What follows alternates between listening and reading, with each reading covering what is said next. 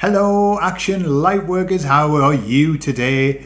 Today I'm going to tell you just a little tale about something I came across when I was learning hypnosis. And this is a forerunner to the next question, which is going to be about flat Earth and the lands outside of our Earth, the other side of the ice, beyond the dome.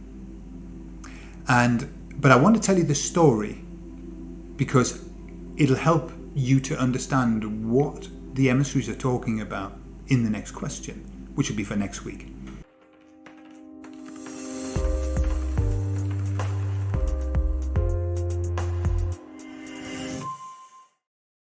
So, hypnosis is a really interesting modality. Not everybody can be hypnotized to very, very deep levels, or not everybody is going to accept suggestions like we see on the stage hypnosis. Okay, they have to filter all of the crowd and they have to find the very, very best examples. And it's very easy to do. You just do these tests and you test whether people are open to suggestion.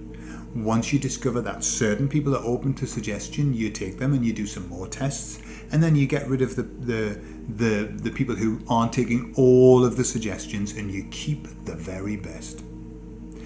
And then when a hypnotherapist, when a hypnotist finds the very best, they will work with them a lot.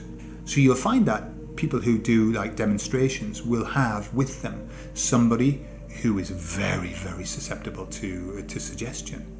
And you can get them to do all kinds of things, forget the name, miss the number 3 in when they're counting, think that they're somebody else. There's all kinds of things that you can do. However, there's also a level beyond that, far beyond that.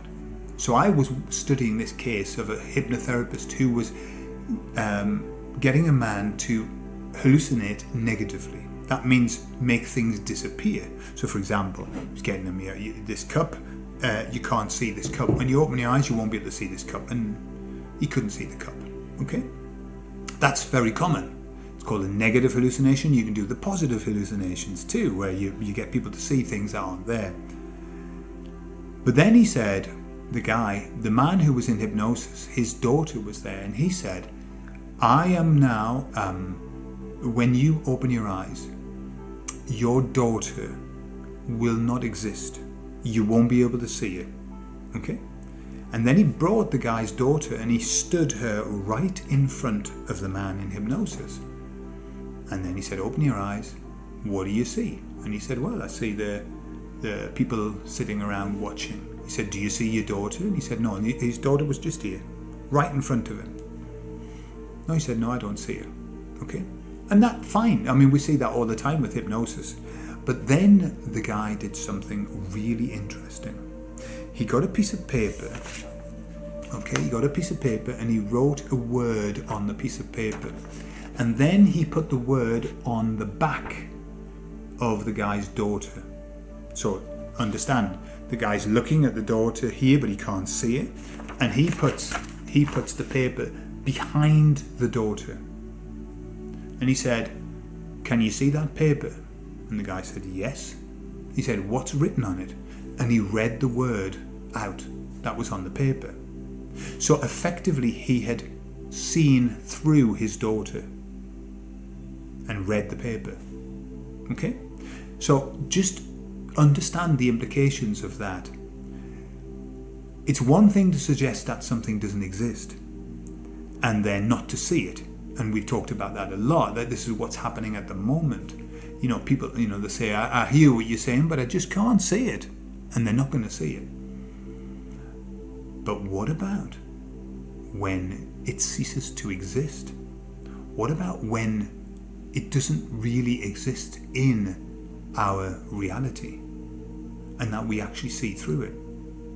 Remember that these groups have spent trillions on learning about these skills, on learning how to indoctrinate the world and indoctrinate society.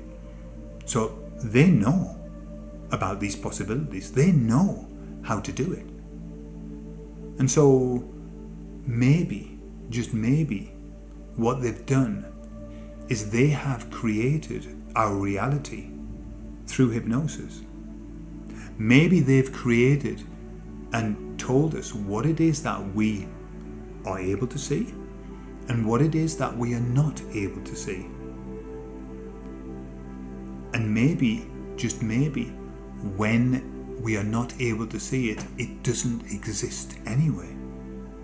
Now that opens up such a tremendous world of possibilities in terms of what is reality? What is real? Is it real when we see it? And when we don't see it, does it disappear from reality, from the fabric of reality? Who knows? Maybe not for everyone. And maybe the act of waking up is our slipping out of that hypnosis and seeing what other people cannot see because it doesn't exist. For them, it doesn't exist.